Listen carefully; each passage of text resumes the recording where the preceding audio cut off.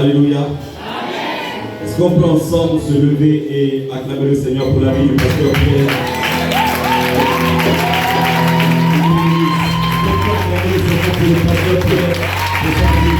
Merci beaucoup. Amen. Amen. Amen. Amen. Merci de prendre place. Alors, j'espère que vous allez enlever vos montres et ne pas regarder à l'heure. Vous m'avez invité sur cette estrade à 11h30. Laissez-moi vous dire ce que Dieu a mis dans mon cœur. Et ensuite nous partirons, mais j'espère que je ne serai pas loin. Merci au groupe Louange. Non, pas de vous asseoir, je ne sais pas. Asseyez-vous. Mais vous allez revenir tout à l'heure. Mais merci. Est-ce qu'on peut encourager le Seigneur pour le groupe Louange?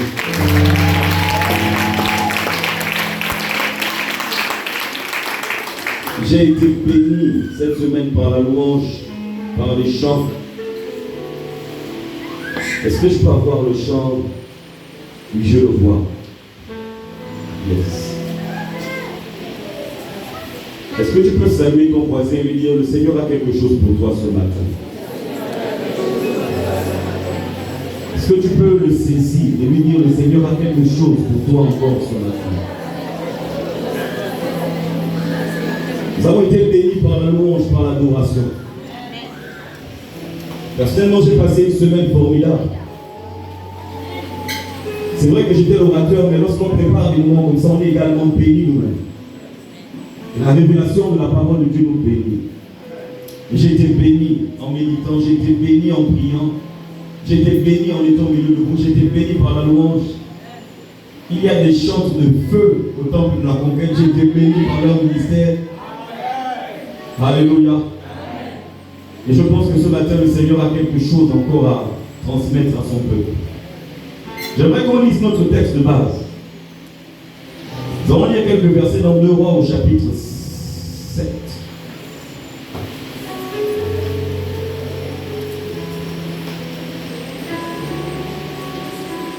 Est-ce qu'on peut se lever pour lire la parole de Dieu?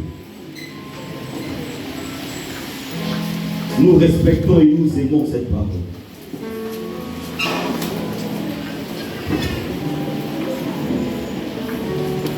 J'aime l'atmosphère qu'il y a dans cette salle ce matin. Lorsqu'on ressent une telle atmosphère, ça veut dire que Dieu va continuer de faire des choses pour nous. 2 Rois chapitre 7 à partir du verset 1er. Élisée dit: écoutez la parole de l'Éternel. Ainsi parle l'Éternel. Demain à 7 heures, on aura une mesure de fleur de farine pour un cycle et 2 mesures d'orge pour un cycle à la porte de Samarie. L'officier sur la main duquel s'appuyait le roi répondit à l'homme de Dieu: quand l'Éternel ferait des fenêtres au ciel, pareille chose arriverait-elle? Élisée dit: tu le feras de tes yeux, mais tu n'en mangeras point. Au verset 3, il y avait à l'entrée de la porte 4 Hébreux qui se dirent l'un à l'autre: quoi? Resterons-nous ici jusqu'à ce que nous mourions? Si nous songeons à entrer dans la ville, la famille est dans la ville, et nous mourrons, et nous y mourrons. Et si nous restons ici, nous mourrons également. Allons-nous jeter dans le camp des Syriens? Si nous laissons vivre, nous vivrons. Et s'ils nous font mourir, nous mourrons. Ils partirent donc au crépuscule pour se rendre au camp des Syriens. Et lorsqu'ils furent arrivés à l'entrée du camp des Syriens, voici, il n'y avait personne. Le Seigneur avait fait entendre dans le camp des Syriens un bruit de chars et un bruit de chevaux, le bruit d'une grande armée. Et ils s'étaient dit l'un à l'autre: voici, le roi d'Israël a pris à sa solde contre nous les rois des Hésiens et les rois des Égyptiens pour venir nous attaquer. Et ils se levèrent et prirent la fuite au crépuscule. Et c'est ce que l'ennemi va faire dans ta vie au nom de Jésus. Abandonnons leur temps, leurs chevaux et leurs âmes. Le camp tel qu'il était. Et ils s'enfuirent pour sauver leur vie. Verset 8. Les lépreux étant arrivés à l'entrée du camp, pénétrèrent dans une tente, mangèrent et burent. Et ils emportèrent l'argent. Dis avec moi l'argent. De l'or. Dis avec moi de l'or. Alléluia. Et les vêtements qu'ils allèrent cacher. Ils revinrent, pénétrèrent dans une autre tente et emportèrent des objets qu'ils allèrent cacher. Seigneur, nous te bénissons pour ta parole. Tu es notre Dieu, tu es vivant, tu es puissant, tu es présent au milieu de nous. Nous croyons que tu as quelque chose à nous dire encore ce matin. Nous nous laissons, Seigneur Jésus, sous ta conduite, sous ton inspiration, que l'Esprit de Dieu parle à nos cœurs. Merci pour ta révélation, pour la puissance de ta révélation. À toi la gloire et l'honneur, Père. Au nom de Jésus. Amen. Amen. Merci de prendre place.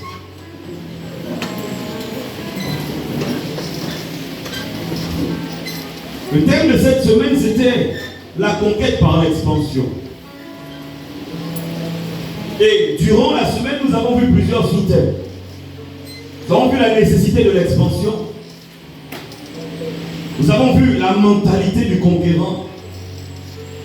Nous avons vu le prophétique et la conquête. Ou le surnaturel et la conquête. Et ce matin, nous allons voir les récompenses du conquérant. Est-ce que quelqu'un peut dire Amen avec moi? Durant la semaine, nous avons vu que la conquête et l'expansion sont deux thèmes qui sont étroitement liés, intimement liés. En réalité, l'expansion, c'est le prolongement de la conquête. Lorsqu'on conquiert un endroit, on s'étend. Lorsqu'on conquiert un domaine, on s'étend. La conquête et l'expansion sont liés. Ce sont deux thèmes qui sont étroitement liés. Les fruits de la conquête conduisent à l'expansion. Lorsqu'on arrive à conquérir un endroit, le fruit de cette conquête-là nous conduit à l'expansion, nous conduit à nous étendre. Durant la semaine, on a également vu que la conquête, c'est la capacité ou l'action d'acquérir par les armes, acquérir par la force, par la contrainte, un territoire, un endroit, un domaine. Ce n'est pas quelque chose qu'on prend en rigolant. La conquête, ce n'est pas une action où on rigole, c'est une action où on montre sa détermination, où on montre sa volonté, sa détermination. Dans la conquête, il y a une notion de contrainte. C'est-à-dire que celui qui détient ta bénédiction, celui qui est sur ton territoire ne veut pas partir. Mais il doit partir. Amen. Il ne veut pas. Mais il doit. Amen. Il détient ta bénédiction. Il ne veut pas te la donner. Mais il doit te la donner. Amen. Il ne veut pas partir. Il ne veut pas lâcher prise. Mais en réalité, il doit lâcher prise. Et tu dois le pousser à lâcher prise. Amen. Et ce matin, il va lâcher prise. Amen. Nous avons également vu que l'expansion, c'est la croissance. C'est le développement. C'est la propagation. On s'étend, on se développe, on grandit. On a dit que chacun de nous est petit, il grandit. Un enfant, il vit dans la maison de son père. Il a besoin de vêtements, de manger. Simplement, lorsqu'on grandit, on a besoin de beaucoup plus. Nos besoins deviennent beaucoup plus importants. Au fur et à mesure, il s'étend. On croît et on grandit. L'expansion, c'est le prolongement de la conquête. Le fruit de la conquête nous conduit à l'expansion. Et nous allons le voir vers la fin. Lorsqu'on regarde ce texte, notre texte de base, je pense que la plupart d'entre vous, ceux qui étaient dans la semaine, le maîtrisent déjà, le connaissent déjà. Mais je vais simplement retracer le contexte Lorsqu'on lit au chapitre 6 à partir du verset 24, on se rend compte qu'il y a un problème. Le peuple de Dieu est là dans sa ville. Le roi de Syrie va chercher à les attaquer à plusieurs reprises, mais il ne va pas arriver à les vaincre. Il va attaquer, essayer par la force, envoyer des armées, mais il ne va pas réussir. Le peuple est loin de Dieu, éloigné de Dieu. Et le roi de Syrie va changer de stratégie. Et je vous ai dit durant toute la semaine, le diable nous étudie. Le diable connaît nos forces. Le diable connaît nos faiblesses. Et le diable change de stratégie. Dis à ton voisin, sois vigilant. Dis-lui bien, sois vigilant. Parce que le diable te guette. Non, j'ai dit à ton voisin, ne me regarde pas, dis à ton voisin, le diable te guette. Voilà pourquoi nous devons être vigilants. Et là, le roi de Syrie va dire, ok, ils sont dans cette ville, dans cette muraille. Ils se sentent en sécurité là-bas. Mais on va les assiéger. On va couper toute leur voie de ravitaillement. On va prendre possession de leurs champs. On va se mettre autour d'eux. On ne va pas les attaquer. On va couper toute leur voie de ravitaillement. On va couper tout ce qui mène à eux. On n'a pas la capacité de les attaquer de fond maintenant. On sait que leur faiblesse se trouve à l'intérieur de la vie. Leur barrière, leur limite est devenue une prison pour eux. Et je disais dans la semaine, nos barrières de protection d'aujourd'hui peuvent devenir les murs de notre prison demain. Ils ont étudié et ils ont vu les limites du peuple de Dieu. Ils vont les assiéger simplement. Ce siège va provoquer la famine en Samarie. Ils vont avoir faim. L'inflation, les prix vont augmenter. Le peuple va gémir. Il y a une maman qui va s'accorder avec une autre maman. Vraiment un accord diabolique. Mais ça, ce sont vraiment les fruits des ténèbres. Lorsqu'un peuple s'éloigne de Dieu et lorsque l'épreuve arrive, il agit de la sorte. Deux mamans s'accordent et disent, bon, aujourd'hui on va manger mon enfant. Demain on mangera le tien. La première maman a dit, ok, on a tué son enfant. Mangé son enfant. Et le jour d'après, quand il fallait manger l'enfant de l'autre, l'autre a dit, non, moi, sincèrement, je ne peux pas manger mon enfant et ça va causer un problème. L'histoire va arriver chez le roi. Le peuple face à la famine va commencer à gêner, va commencer il va y avoir des abominations qui vont être commises. Le roi va se sentir impuissant face à cela. Quand il va entendre l'histoire de cette dame, il va lui-même entrer dans une forme de colère, d'impuissance. Et il va dire, je ne peux pas vous sauver. Si Dieu ne peut pas vous sauver, je ne peux pas. Et il va se mettre en colère contre Dieu et contre l'envoyé de Dieu. Il va envoyer quelqu'un pour aller tuer Élisée. Le roi a oublié que c'est grâce à Élisée qui est roi et qui a la vie sauve. L'ingratitude. Je l'ai souligné également dans la semaine. Quand nous sommes dans des périodes difficiles, nous devenons ingrats. Dis à ton voisin, sors de l'ingratitude. Donc dis-lui, ne sois pas ingrat, même dans l'épreuve, ne sois pas ingrat.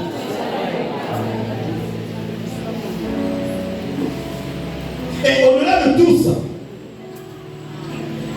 il y a 4 lépreux et Élisée. Pendant que tout le monde se morfond, pendant que tout le monde attend la mort, pendant que tout le monde est en train de se lamenter, on a 4 personnes. 4 personnes qui ont la lèpre des lépreux. Rejetés. Ils vivaient hors de la vie.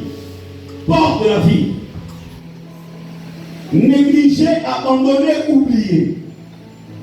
Leur sort était la mort. Leur condition était la mort, coûte que coûte. Qu'il y ait famille, qu'il n'y ait pas famille, on les avait déjà rejetés, mis de côté. Plusieurs d'entre nous sont rejetés, mis de côté. Mais regardons ce qu'eux ils ont fait. Dans leur tourment, dans leur détresse, ils vont se concerter. Ils vont se dire, ok, on connaît notre condition. Nous sommes les plus invisibles, c'est clair, c'est là, on sait, tout le monde voit. Il y a la famine dans la vie. Nous avons 3 options. Avec une seule finalité, c'est la mort. Et une 3e option dont on ne sait pas quelle pourrait être la finalité, mais la mort est également dedans. Ils vont se dire l'un à l'autre, si nous allons dans la vie, la famille y est, nous allons mourir. Si nous restons là, nous gardons le statu quo, la même position, nous allons mourir également. J'aimerais encourager quelqu'un ici à ne pas garder la même position. À ne pas garder le statu quo. Ne pas se dire, ne pas se contenter de ce qu'on est, ne pas se contenter de ce qu'on a. Mais tout faire pour plaire à Dieu. Tout faire pour se réconcilier avec Dieu. Tout faire pour rechercher la face de Dieu. Ils se sont dit, si on reste à la porte, nous allons mourir. Si nous restons dans le statu quo, si nous ne bougeons pas, nous allons mourir. Et il y a une 3e option. Une option de la folie. Dis à ton voisin, une option de la folie. Vous savez, les hommes de foi, entre la foi et la folie, je pense que la barrière est petite, étroite comme ça. Souvent on dit les hommes de foi, ils sont fous. Et ils vont se dire, ok, dans la 3e option, on va prendre toutes nos forces. On va réunir la petite énergie qui nous reste. Et on va se jeter dans le camp des Syriens. Quelle folie! La Bible nous apprend que le roi de Syrie a rassemblé toute son armée. Une grande armée. Voici 4 lépreux. Des personnes malades, affaiblies par la maladie et par la faim, qui décident d'attaquer une armée. Ils se sont dit, on va les attaquer, ils vont nous tuer peut-être avec des flèches, au moins on ne mourra pas de faim. L'autre option c'est, peut-être qu'ils auront pitié de nous, ils vont nous laisser passer, on ira dans les champs, ils vont nous donner à manger. Mais dans tous les cas, il vaut mieux mourir en combattant que de mourir en étant la surface. Est-ce que quelqu'un peut dire amen? Tu dois refuser le statu quo dans ta vie. Le on va encore faire comment ne doit pas être dans le vocabulaire d'un enfant de Dieu. Satan, tu m'attaques. Moi, je vais t'attaquer également. Avec les forces que j'ai, je vais rassembler le peu de force que j'ai. Mais si l'ennemi t'attaque, tu dois riposter. Et ils vont regrouper, mobiliser leurs forces. Et ils vont attaquer le camp des Syriens. Il y a aussi l'attitude d'Élisée. Élisée, pendant que tout ça se passe, la famille le touche également. La Bible nous apprend qu'Élisée était... Il était comment? Assis. Élisée était assis. Dans une position de confiance, d'attente. Il espère en Dieu. Il sait que quel que soit Alpha, quel que soit Oméga, Dieu va intervenir d'une façon ou d'une autre. On envoie quelqu'un pour le tuer. Dans sa position assise, l'adversité va déclencher en lui une prophétie. Il va dire, tu viens me tuer, mais moi je t'annonce que tu viens avec l'adversité, les flèches, les recommandations du roi. Moi je t'annonce que la famine va s'arrêter. Il déclare la fin de la famine. L'envoyé du roi se fâche et il dit une parole, il dit même si Dieu crée des fenêtres au ciel, ça là, ça ne va pas arriver. Élisée lui dit, ça va arriver, mais toi tu ne le verras pas. Lorsqu'on lit la fin de ce texte, il va mourir. Cet homme écrasé par une porte que le peuple va pousser selon la parole de l'Éternel. Élisée prophétise. Élisée déclare les choses. Élisée annonce une saison nouvelle. Élisée annonce la fin de la famine. Élisée annonce que la conquête sera en mouvement. Élisée annonce que le peuple sera dans l'abondance. Mais personnellement, j'aurais peut-être agi comme l'envoyé du roi. Élisée, toi aussi. Il y a le roi en face. Notre armée est petite, affaiblie. Il ne nous reste que 5 ou 6 chevaux. On ne peut même pas les attaquer. Ta prophétie, là, on dirait qu'il y a un problème, ça cloche. Mais Élisée prophétise. Élisée annonce l'abondance. Élisée annonce la fin de la famine. La fin du règne des ténèbres. Ce qui se passe, c'est que la prophétie d'Élisée, je vous l'ai expliqué, déclenche quelque chose sur le plan spirituel et surnaturel. Il y a un mouvement surnaturel qui est enclenché. Lorsqu'on déclare des choses, le ciel se met en mouvement. Il y a des gens qui n'ont pas compris. Lorsqu'on déclare des choses, lorsqu'on annonce des choses, poussées par l'Esprit de Dieu, lorsqu'on proclame des choses, remplies de la vie de Dieu, lorsqu'on proclame, le ciel se met en mouvement. Les anges de Dieu se mettent en mouvement. Qui se disent, il y a un enfant de Dieu, il y a un serviteur de Dieu qui est en train de proclamer les choses, qui annonce des choses, et ils se tiennent prêts.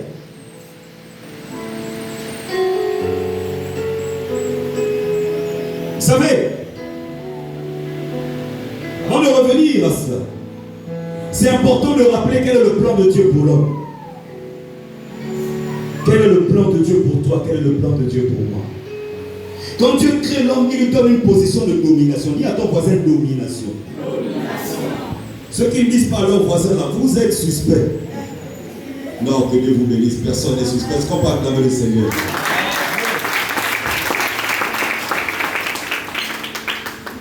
Dieu nous donne une position de domination. Dis à ton voisin domination. Il lui donne une position d'autorité. Parce qu'il crée l'homme, il donne à l'homme des capacités pour dominer, pour diriger. Pas pour dominer son frère ou sa soeur ou pour quelqu'un, non. Pour dominer sur les circonstances, dominer sur les événements. Il n'a jamais dit à l'homme de dominer sur elle, mais de dominer sur la nature, sur les oiseaux, sur tout ce qui se trouve là. Dominer. Une position de domination. Et Dieu donne à l'homme cette position. Et ce qu'il fait, c'est qu'en plus, il met l'homme dans un endroit favorable. Dans un lieu où l'homme peut se développer. Dans un lieu où l'homme peut s'accomplir. Dans un lieu où l'homme peut travailler. Dans un lieu où l'homme peut planter, peut manger, se nourrir du fruit de ce qu'il plante, peut donner des noms aux oiseaux, où l'homme peut agir. Et ça, le plan de Dieu. Il installe l'homme dans un environnement riche et prospère. Il installe l'homme dans cet environnement. L'homme est dans un environnement où il peut prospérer, où il peut se développer, où il peut se réussir. C'est ça le plan de Dieu. Où il peut être heureux, mais où il a une position de domination. Une position d'autorité. Une position où c'est lui qui est un représentant de Dieu, là où Dieu l'a installé. Amen. Là où il peut travailler. Là où il peut se déployer. Là où il peut marcher. Là où il peut... Non, il est dans une position. Et Dieu installe l'homme. Il lui donne la position. Et il l'installe dans un environnement. Ce qui nous fait perdre cette position, c'est le péché. On l'a vu au jardin d'Éden et on le voit dans la Bible. En réalité, si le peuple de Dieu ne péchait pas, personne ne pouvait les arrêter. Amen. Quand le peuple de Dieu était réconcilié avec son Dieu, personne ne pouvait arrêter le peuple. Personne. Amen. Quelle que soit l'armée, quelle que soit la configuration, rien ne pouvait. Rien, personne. Mais le péché, pardon, empêchait à l'homme d'avoir cette position. empêche à l'homme d'avoir cette position de domination. Empêche à l'homme. C'est valable encore aujourd'hui. Le péché est la plaie de l'homme. Voilà pourquoi nous devons nous réconcilier avec Dieu. Et nous devons sortir du péché. Celui qui pêche ne va pas prospérer. Permettez-moi d'ouvrir cette toute parenthèse. Si on pêche, on ne prospérera pas. Une dame est venue voir un pasteur en France un jour. Et elle était tourmentée par des esprits impurs. Tourmentée par des démons. Pasteur que j'aime beaucoup. Pasteur Paul Barrière. Et Dieu même. Et il nous disait, quand la femme est venue vers lui, il a posé des questions à la femme. La femme voyait des démons, une Française, elle voyait des esprits. Et elle disait, pasteur, priez pour moi, priez pour moi, priez pour moi. Et en discutant avec la femme, il s'est rendu compte que la femme était en adultère. Elle était avec quelqu'un d'autre. Il a dit à cette femme, tant que tu es dans cette situation, je ne prierai pas pour toi. Parce que je ne te rends pas service. Si je prie pour toi, les démons vont ricaner au balcon de l'enfer. Ils vont se moquer de toi et se moquer de moi. Et je ne te rends pas service. Règle ton problème de péché. Cette femme a réglé son problème de péché quand elle est venue. Il a dit, maintenant je peux prier. Il a prié pour elle. Elle a été délivrée. Le péché, c'est notre principal problème. Notre premier adversaire, ce n'est pas le diable, c'est le péché. En réalité, si nous vivons dans la sanctification, nous avons toutes les armes pour repousser les ténèbres, pour repousser le diable jusque dans ses derniers retranchements. Donc, le péché nous empêche de voir ou de prendre cette position. Et vous allez voir, lorsque le péché est là, ou lorsque la famille est dans le péché, le diable vient et se positionne dans notre famille. Lorsqu'on regarde dans la Bible, le diable se positionne toujours dans les endroits où il y a des biens, dans les champs, non, là où il y a des biens, c'est là où le diable se positionne.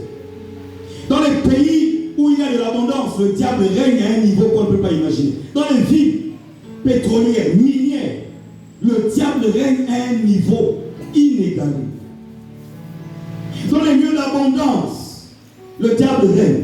Pourquoi? Pour empêcher à l'homme de jouir de son abondance, de profiter de ce que Dieu lui a donné. Et le diable a la même stratégie.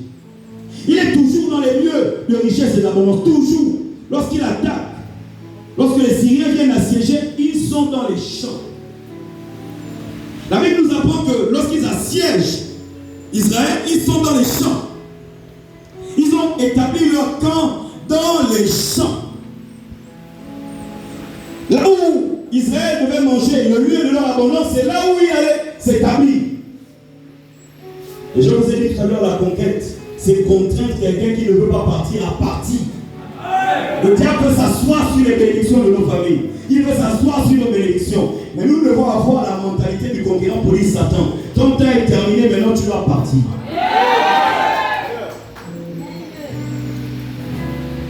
Quand vous voyez une famille attaquée par les ténèbres, ça veut dire que l'ennemi sait que cette famille-là a de grandes richesses et de grandes bénédictions. Je vais le dire encore une fois. L'ennemi a la même stratégie. Il va empêcher un élève d'avoir le diplôme. Si tu traverses le BEPC, il va tout faire pour t'empêcher d'avoir le bac. Tu traverses le bac, il va t'empêcher d'aller à l'université, dans une bonne université. Tu arrives à l'université, il va t'empêcher d'avoir la licence. Tu as la licence ou le master, il va t'empêcher de te marier. Tu te maries, il va t'empêcher d'avoir des enfants. Tu as des enfants, il va t'empêcher d'avoir ceci. Tu as les diplômes, il va t'empêcher d'avoir le travail. À chaque fois, l'ennemi se réinvente. Quand on franchit une étape, ne te dis pas que c'est la fin. C'est pas parce que tu es marié aujourd'hui que tu penses que c'est la fin. C'est pas parce que tu as affronté et vaincu les esprits anti-mariage de ta famille que c'est la fin. Ils t'attendent devant. Ils vont vouloir bloquer le ventre de ta foi. Vous bloquez ton ventre. Comme on dit dans notre jargon gabonais, bloquer le ventre. Je ne sais pas ce que ça veut dire, mais bon. T'empêcher d'enfanter. Et même si tu enfantes, ils vont vouloir que ton enfant naisse malade. Et te fasse perdre l'argent que tu as déjà eu. Parce que tu as vaincu tous les ténèbres, les démons, les alliances du chômage. Et quand ton enfant et tout ton argent finit dans ça. Ensuite, si tu as un enfant malade, leur objectif, c'est que ça cause un problème entre toi et madame. Pour que vous divorciez. L'ennemi, à chaque fois, se réinvente.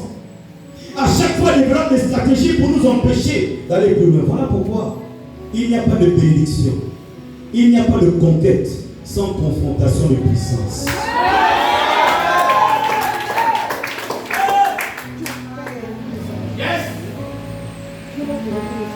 Tu veux être béni. Prépare-toi à affronter l'ennemi. Il n'y a pas de bénédiction sans confrontation de puissance. Demandez à tous ceux qui sont mariés dans l'église. Je ne sais pas si quelqu'un s'est marié facilement. Je n'ai jamais entendu un témoignage. Et j'ai dit, bon, moi je me suis levé et puis je suis allé à la mairie et puis tranquille, le Seigneur a béni. Jamais j'ai entendu ça. J'ai entendu tel s'est opposé, tel a refusé, il n'y avait plus l'argent là, l'argent était trouvé, il a été dépensé, la marchandise a trouvé, il a marché, Mais après la personne dit, mais nous avons prié et Dieu a mis l'assurance dans le cœur et nous avons chassé les esprits anti-mariage. Mais nous sommes mariés, mais nous ne savons même pas comment nous nous sommes mariés. Mariés ont le même témoignage à la fin. Ils vont te dire, on ne sait pas comment ça s'est passé. On sait seulement que les choses se sont passées. Parce que moi, l'aventure qui est là, qui vous rend le témoignage de son mariage? Il y a des gens vraiment. Je suis allé un jour pour décourager un frère de se marier. J'étais à Gamba, j'arrive, une maman me dit, non, il faut aller voir ton frère. Il ne travaille même plus. Voilà, le mariage, il ne peut pas. J'ai dit, ah oui, c'est vrai, lorsqu'on fait les calculs, là, vraiment, c'est compliqué. Je suis allé voir le frère, on a prié, et il a commencé à parler. Et il m'a dit, comment Dieu s'est révélé à lui. Il m'a exhorté. Il ne savait pas que je venais pour le décourager. Il reporte à date, il ne savait pas. Et pendant qu'il parlait, l'Esprit de Dieu me parlait. À 6 semaines de son mariage, il n'y avait rien. Lui-même, il venait de perdre son emploi. Et il dit, j'ai confiance en Dieu. Je crois que Dieu va faire quelque chose. Il m'a dit, bon, avant que tu me dises pourquoi tu es venu, viens, on va prier. On a prié. Il m'a dit, tu es venu pourquoi? J'ai dit, non, mon frère, laisse. Et je suis allé voir le moment, j'ai dit, le mariage, on va le faire. Quand je suis parti, quelques temps après, une entreprise l'a appelé, il a trouvé du travail. Les frères se sont mobilisés. J'ai vu, c'est la première fois que je vois un marié prendre le clando pour aller à la mairie. C'est la première fois. Il dit, non, ma femme peut être dans une belle voiture. Moi, je monte dans le clando. Il était fier de monter dans son clando. Il arrive à la mairie avec un clando. Mais Dieu a béni. Un mariage formidable. On a apporté des plateaux comme ça, mais un plateau de je ne sais pas quoi. Mais à chaque fois, la nourriture ne vieillissait même pas. Il y avait tellement d'abondance. Il n'y a pas de bénédiction sans confrontation de puissance. Tu ne peux pas espérer être béni et puis rester là tranquille. Les chrétiens qui cherchent la tranquillité, non, un chrétien qui cherche la tranquillité n'a pas compris où il est. Dès le moment où tu as dit, moi j'appartiens à Jésus, sache que dès ce moment-là, tu es en guerre. De maintenant jusqu'à ce que tu meurs, tu es en guerre contre l'ennemi. Le diable ne va pas te lâcher. Mais toi, tu dois lui montrer également que tu ne vas pas remporter la victoire. Nous sommes dans un combat. Je disais, l'ennemi nous regarde. Il nous observe. Il regarde quelles sont nos failles, quelles sont nos faiblesses. Il n'y a pas de bénédiction. J'ai 2 paroles pour vous ce matin. La première, c'est celle-là.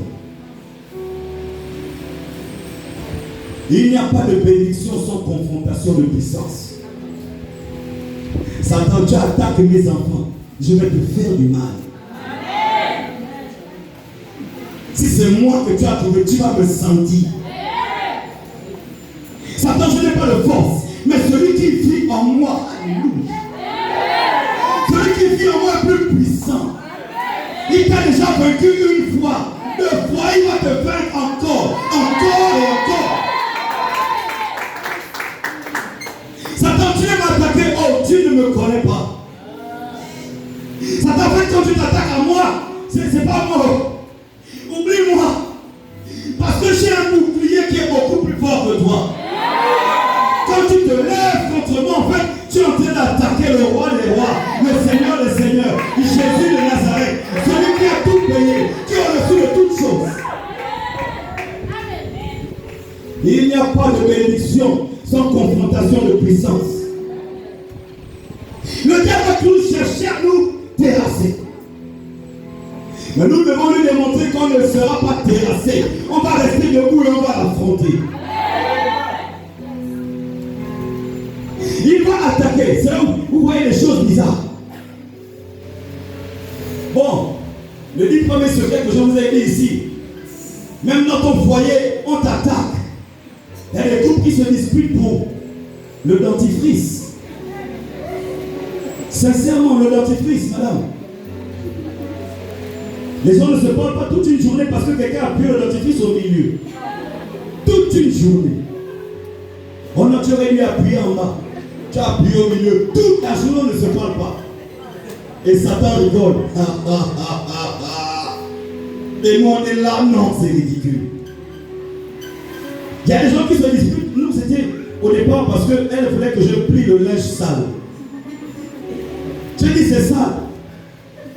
Oui, mais il faut plier. J'ai dit, je ne plie pas. Plier le linge sale. Mais ça, j'ai même dû avoir la pensée de plier le linge sale. C'est sale. On prend, on lave. Quand tu veux plier, que tu veux garder ça où? Dispute. Et le diable rigole. Et l'ennemi rentre comme ça. Il rentre. Tu as proposé à quelqu'un, fiancé à quelqu'un. Et au bout d'un moment, tu as l'impression que la personne ne te regarde plus. Lui aussi, il pense que tu ne la regardes plus. Et les gens ne se regardent plus comme ça. Mais tu es au travail et tu commences à commettre des erreurs bizarres. Tu commets des erreurs bizarres. Ton cœur est rempli de colère. Et tu vois que là, quand c'est comme ça, tu recules. Tu dis, oh Satan, tu as menti. Je ne perdrai pas mon emploi au nom de Jésus. Confrontation de puissance. Nous devons décider de combattre. Nous devons décider de nous accaparer de nos richesses. Je termine bientôt. Nous devons décider d'aller jusqu'au bout. Pasteur Pierre, les 4 lépreux n'ont pas abandonné. Élisée prophétise. Il provoque un mouvement dans le ciel. Les anges se mettent en mouvement. Les conditions du miracle se mettent en place. Les conditions du prodige se mettent en place. Et les lépreux, ils ont eu une idée en tête, c'est de se dire, de toutes les façons, nous pouvons mourir en combattant. Et avec leur faible bras, ils commencent à aller dans le camp. Ils se lèvent le bon matin. Ils vont dans le camp des Syriens. Ils marchent, ils marchent, ils marchent dans la maladie, dans la faim. Ils ne s'arrêtent pas. Voilà pourquoi il ne faut pas t'arrêter dans le programme de la traversée. Nous avons un programme de jeûne et prière seulement où ils étaient dans la famille. Et ils ont dit on va aller. Mais bon, s'ils nous tirent, au moins on va mourir avec les flèches. Pas mourir de faim. Pas mourir de faim. Au moins les flèches vont nous tuer. Et ils marchent, ils partent. Ils auraient pu s'arrêter à mi-chemin. Et se dire non, c'est mieux qu'on reparte. Ils ne se sont pas arrêtés. Ils ont dit, les Syriens sont dans nos champs. Les Syriens sont assis sur nos bénédictions. Ils sont assis sur nos lieux d'abondance. Si soit on va, on mange les productions de notre chance, ils nous laissent vivre. Soit on les déloge, ou soit on meurt, mais mieux on avance. Et ils vont aller. Certains moyens qui étaient fatigués, l'autre a dit non, résiste encore, marche. Ils vont s'encourager dans cette résolution. Ils vont marcher. Ils vont dire non, là on est faible. Non, ne nous arrêtons pas. Allons-y jusqu'au bout. Et ils vont aller. À leur grande surprise, lorsqu'ils arrivent à cet endroit, ils voient le camp est vide. Oh! Mais la grande armée est où? Le camp vide. Première chose, ils ne se posent pas de questions. Ils ont dit, oh les gars, venez, il y a une tente ici. Il y a la nourriture assez, vous d'abord on va manger. Lorsqu'on persévère, on finit par saisir l'abondance. On finit par saisir sa bénédiction. On finit par saisir la grâce de Dieu. Chaque victoire du conquérant lui apporte des récompenses. C'est ma deuxième parole. Dès qu'on s'inscrit dans la logique de la conquête, on obtient des récompenses. Tous ceux qui vont se dire